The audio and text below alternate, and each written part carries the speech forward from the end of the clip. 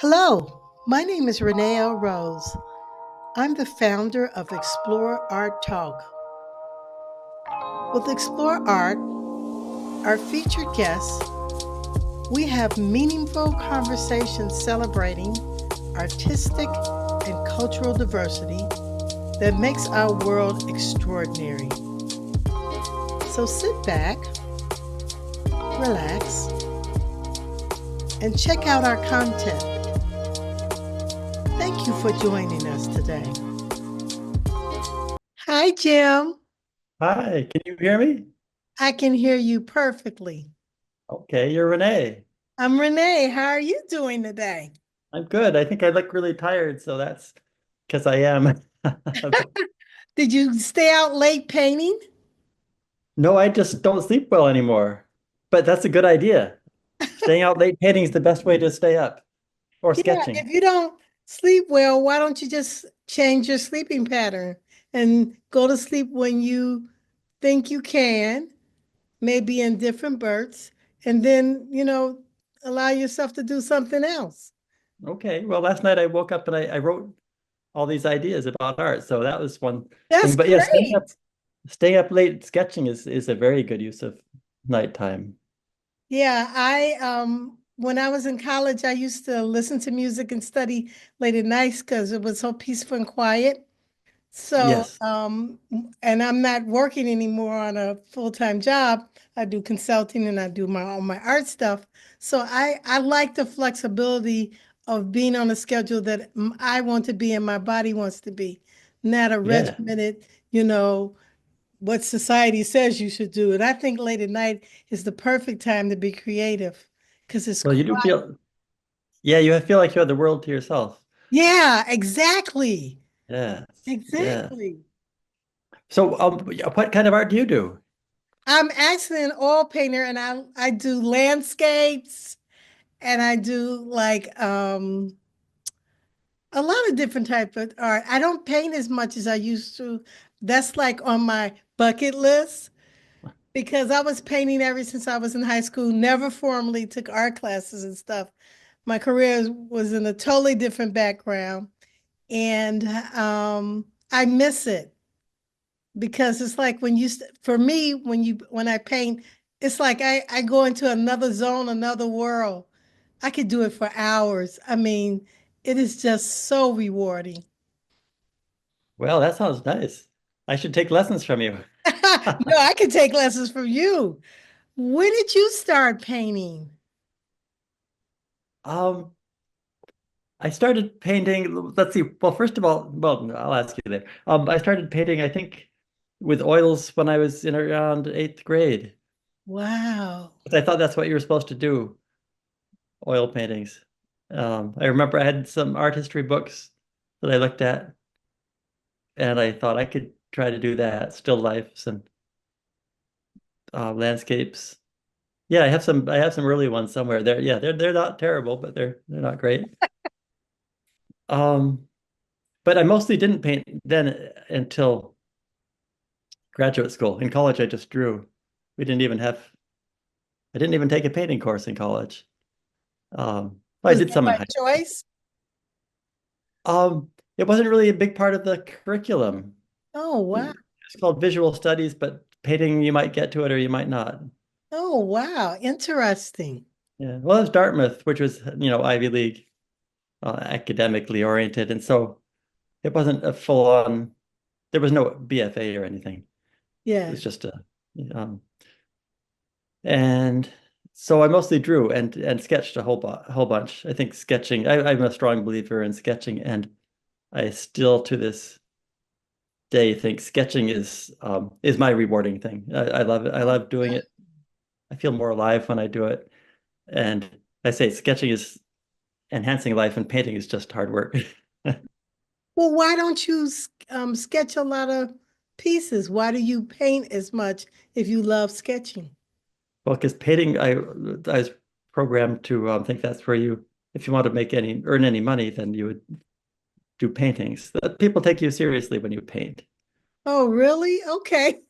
In fact, in fact, I did. I sort of came into my. started to find my voice in college from sketching night scenes. Like Yeah. we were talking, just sketching, going out and sketching at night, and it became this whole realm that I hadn't seen anyone else drawing or painting night, and it felt so necessary to do for me. And so I found my own sort of poetry that way. And I did large drawings, large charcoal drawings. They take a long time. Oh, yeah. And I found I get too easily influenced by other people. So instead of following my inner voice, I would notice that if I tried to sell one of those drawings, cost about $200 or $300 a frame in those days, and I could sell it for about $200 or $300. And then I found sort of by accident, if I did a little painting in a couple of hours, I could sell it for more, and I didn't even have to frame it. So it just became an economic sort of thing. Oh, wow. Um, Smart. yeah. Hmm. No, it was sort of dumb to be led by that, but um, But life so is a process. You know, yeah, kind of I find that you try and you do things, it becomes the contrast of what you're going to be. You have to try things to see if you like it or not. You know, that's how you become focused and understand who you are. yeah. It's taken me a long time to figure out who I am that way. I've sort of Me too. oh I've been thinking about writing about my projects because they're sort of interesting, or they have some good stories. Well, talk And about them. I will, but first I would say I've been reviewing I recorded some talks I gave in 2016, a while ago, Oh, right after the first Trump election. And I felt like I was performing a community service by uplifting people at the time.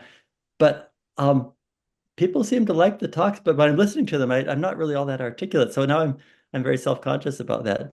But I think I am with my paintings. And I always say English, no, language is my second language, is what I say.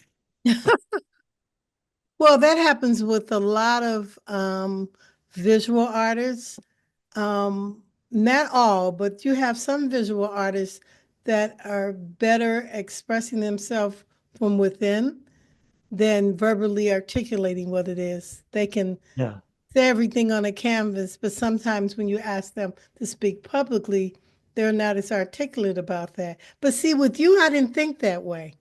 I thought Okay. Well, I just from reading your background and looking at your, because I did a review that's going to show up in your in the magazine, and I find that you're really intensely capturing what you see exactly the way it is, and that's what you want. You want the viewer, in my opinion, to look at one of your landscapes, not to say, "Oh, this is just a pretty landscape," but to really see what you observed in that particular painting.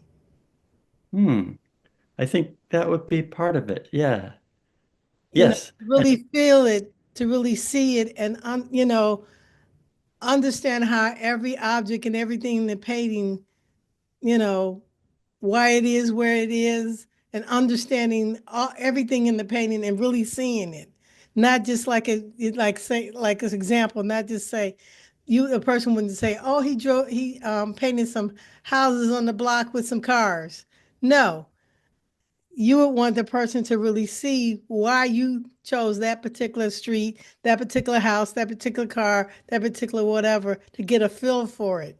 oh, well, that's very perceptive. That's a nice comment anyway. That's my Uh, opinion, but I may be wrong, but that's what I was drawn to you about. oh, That that's good. it's like you're documenting a place and time in a moment, in moments. Yeah, and not just arbitrary. Well, it is arbitrary. I often go to random points to get my subjects. Then I try to find something that means something to me or that I can That's what I'm relate talking to. about. But I was thinking when I was talking to you, I mean, when I was thinking about talking to you, um, I do these projects, and there's a kind of activism involved, a sort of About public community building activism. Um, and now, I mean, these days, all these people are thinking, what went wrong? What can we do about politically? There's a lot of, and I feel like working on the culture is is maybe the best way to reach people because yeah, I can go to anybody. It doesn't matter if they're left or right or red or blue or whatever, Exactly. and and I can try to connect with them. I don't know how much good that does, but I do think culturally there's a lot of work that can be done. But when I started the project, it wasn't that kind of activism. It was because um, I thought art was about all these things that the art world, the art establishment, was not letting us say I so much. agree. So I think why we are where we are politically has a lot to do with why we were where we were culturally. And Exactly.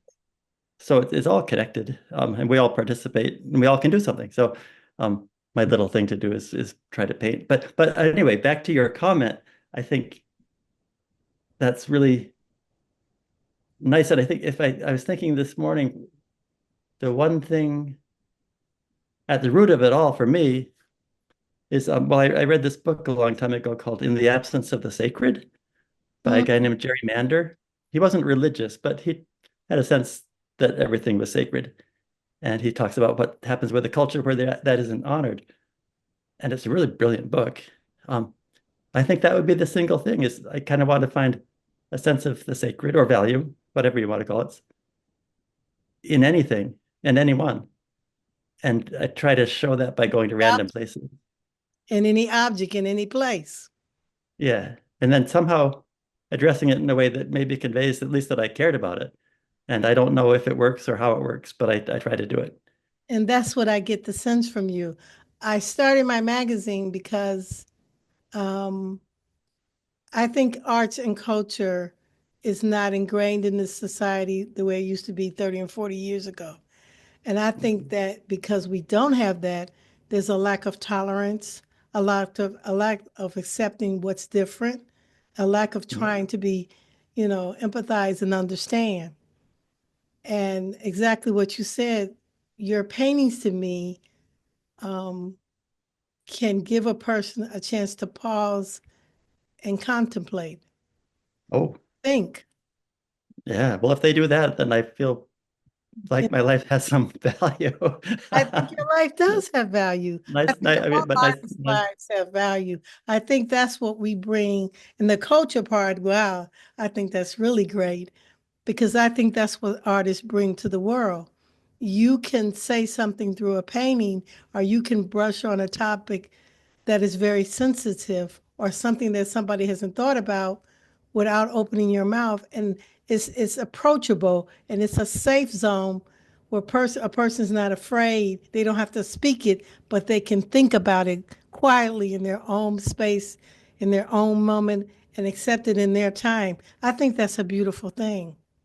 Oh, well, thank you very much for even saying that. It's you know, that would be my purpose, I think, if I had to if I had to come up with one myself, but you did it for me, so thank you. And I think all art is about that in some way, to some degree. Yeah. Maybe it's not about place, maybe, but it's about something that someone finds really meaningful and they want to share it. And our culture has made it all about money. Um, not all about, but the ultimate value for art. You don't go to a Monet show and see you know or Van Gogh, people love it, you love it, but then we have to say, oh well, this was $300 million or whatever.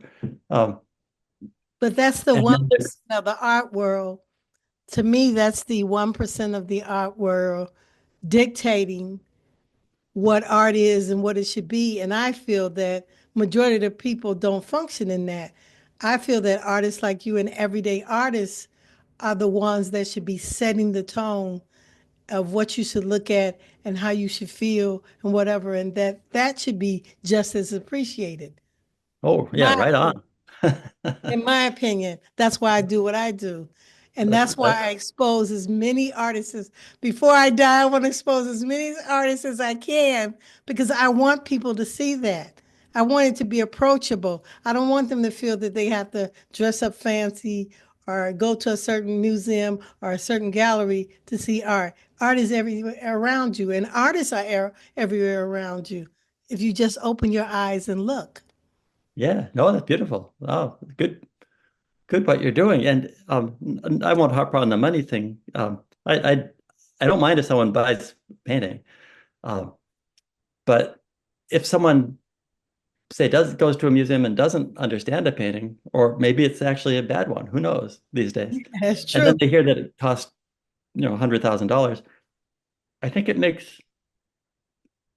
would make a person wonder what they're missing and why they are inadequate to the task of understanding this art that's worth so much. I think it's just uh, It gives it a false value. yes, it gives it a false value and it makes life absurd a little bit more. And so that Yes. was really my motivation for going out and giving away art and for in Wow. exchange for some meals and lodging, That is just to get fascinating, though, that you would even think of that. That's we'll just since, get money out of the equation. yeah, yeah, I like that. Yeah, it's fun. So Um, your projects where you just went out to tour and you painted, did you just get on the road and start driving, or did you have a destination in mind?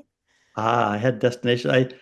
I set it up in advance. I set up the stops in advance with Oh, I took out a classified ad in a national magazine um, wow. saying um, trading landscape paintings for hospitality around the U.S. Email me or Yeah, whatever. I mean, what kind of responses did you get? I didn't get that many. That was in the magazine called The Nation, which is pretty left wing. Okay. Um, I Wow. figured I figured they'd be sympathetic people. I got several responses, and they were all. I went to those people, and they were rewarding it. One of them was great. I'll tell you about it later. Um, and the magazine itself liked it so much that they ran it for 2 months instead of 2 weeks. So Wow. that was nice. But I also used email chain letters. I would send an announcement to friends and say, pass it on as far as you can. Okay. So I don't know the people. Wow. Um, I did stay with a few old friends, but it was mostly strangers. And in one stop, I knocked on doors, cold, and that was not comfortable at all. Oh, Uh, wow. That was 'Cause- brave. I think I would be too chicken to do that. oh yeah, I was, yeah, I was too. Wow. Um, I should, before I took the tour, I had pretty bad social phobia, believe it or not. Um, Hmm. but afterwards, I didn't. So there you go. Um, but it wasn't really about um, knocking on doors. It was about setting up a context within which art would be part of people's lives, and their lives would be part of my life, and it wasn't even about traveling. It's just that I couldn't do that in my own town. People wouldn't I wouldn't be able to get into the role, and people wouldn't be able to Yeah, see because me you as know it. Right, right. a traveling stranger is much more intriguing and than your neighbor. So when you did set up when you traveled, um, did you just take out your paints and paint randomly? I mean, you just saw a scene and you just start painting? There wasn't really time to do much else. Yeah. I Wow. um I would spend, I'd give myself I'd have to do at least a painting a day. Okay. And and so if I saw something that looked at all interesting, I'd just go to work. Oh, And so there was no special meaning behind most of the paintings or even selection. It was just look, sketch, paint, and it was yeah. I don't usually work that much. I usually do a painting a month, so a painting a day was quite a lot. yeah, that is a lot. And then if I was giving one away, then I'd want one for myself, so I'd end up painting extra lot. I was very productive Do in you the think end. it increased your observational skills and your techniques? It did. The more I did, it got a little bit easier as I went. Yeah. Observational skills, I think learning, well, before I did the first tour, if I went somewhere new, I couldn't paint for about 2 or 3 weeks. I would feel like it took me that long to adapt to the place and be able to see anything. Oh, wow. But so I learned to tune in faster. Um, with the landscape lottery, which was going to random points, that's different. That's probably more interesting to talk about. But no, I'd show up and I'd look for things to paint and then I'd paint them. And it was instead of having any, I didn't have any chores, I didn't have any cooking, I didn't have anything to do except be a painter. And for me, that was I couldn't give myself that role at home. So it was um it was refreshing. It was very easier, a lot easier to be very productive. Hmm. Yeah. It's fascinating. And plus having people who wanted to see it right away instead of waiting all year or 2 years or 3 years to have a gallery show and then getting, 30 friends show up. I'd have this family really interested. And so that was very motivating. And I'd see how long it took them to make a meal and that was as long as it took me to paint, and that was motivating. And Wow. and stopping thinking about it as something I had to sell for a certain amount of money, but something that I would do as thanks or in response to I like the that. enjoyment of being in a family or with another person that was being supportive. It was all just it was hard work, but it was a lot easier to do. And it made a lot more sense You're to me. like the Anthony Bourdain of the artist world. Oh, you have to tell me who that is. Oh, Anthony Bourdain, he's the famous chef that went around the world. He's Oh, passed now. The one that died, he went all yeah. around the world to taste food, but it wasn't just a regular food show because he would help you absorb you into the culture, go into people's houses, how they ate Oh, the food and socialized. It was just, oh God, I loved Anthony Bourdain. He was just, oh, well, I don't look at okay. those, I'm but gonna look him up. That sounds he's perfect. famous. Yeah, he traveled everywhere around the world, but that's what it kind of reminds me of. You just going in different places and meeting people, and art becomes the focal point. But there's the conversation, there's living in somebody's house. This all of that becomes an Yeah. experience. Yes, yes. Well, you really get all this stuff. And I think it goes That's what back you're to, giving out. I mean, that's really unique. I like that. I think yeah, I like it too. It's hard work though, like I said. I think it goes back to I think when I was 5 or 6, I noticed that people didn't, I had a sense that things were really significant in the world that I would see around me. And I never heard anyone talk about them. I never heard anyone talk about anything very significant. So, so this idea of having its having an intimate and meaningful exchange with strangers, I really love being able to do that, and so that's very motivating too. Do you find that it was an experience where it made them open up and you guys became relaxed about what you're proposing around the art? I think there was definitely some opening up, but I think most people who were willing to welcome me into their houses were pretty open already. It was, Okay. um, but it was always a fairly immediate, sort of friendly intimacy that I think it's nice to be able to operate on that level instead of having these defenses up and Yeah, uh, especially now. Yeah. yeah, Yeah. especially now. Um, a lot of times these days, I've made some cards. Well, I'm kind of run out of them. Made greeting cards with some of the paintings from my projects Oh, that I would sell at the local museum and here and there. But I also give them away. And whenever I run into someone that I have a nice encounter with, I give them a card. oh, wow. And and that really drops the defenses down too. It's um it's kind of neat. It's Yes. it's nice to be able to just interact with people normally without cards and be Yes. able to be friendly and maybe have a conversation, but somehow throwing that in makes it happen more easily. It creates a safe space for a person to let their guards down.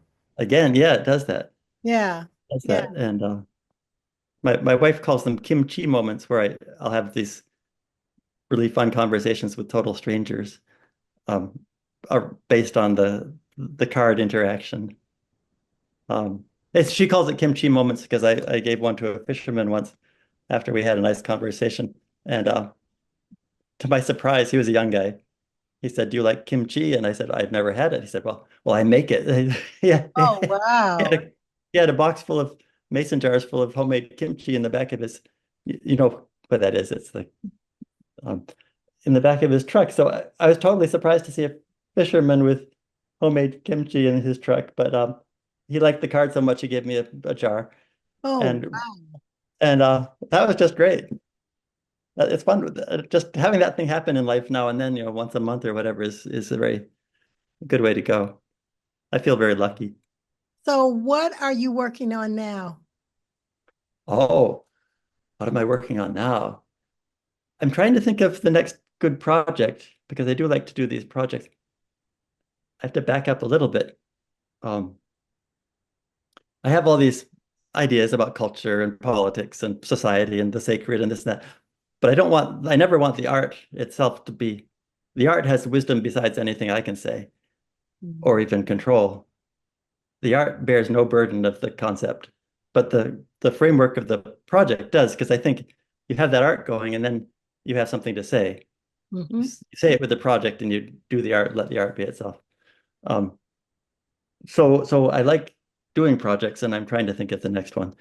I'm also thinking it's time to get back into night scenes, which Mhm. is seems to be where my strongest voice is, or most personal. And I've done large night drawings, but never large night paintings. So I think that might be the direction. The studio, Oh, the studio has always scared me a lot more shy as I am. really? Why? Going around the country and staying with strangers is easier than going into the studio and looking at it and finishing a blank canvas. Oh, Um, see, that's what I do. I've never painted outside. I think anybody to me that paints outside is just amazing. It's like I don't trust myself to do it. I wonder if I'd be oh, too distracted. well, I'll come visit sometime. You can feed me and I'll give you we'll do plein air together.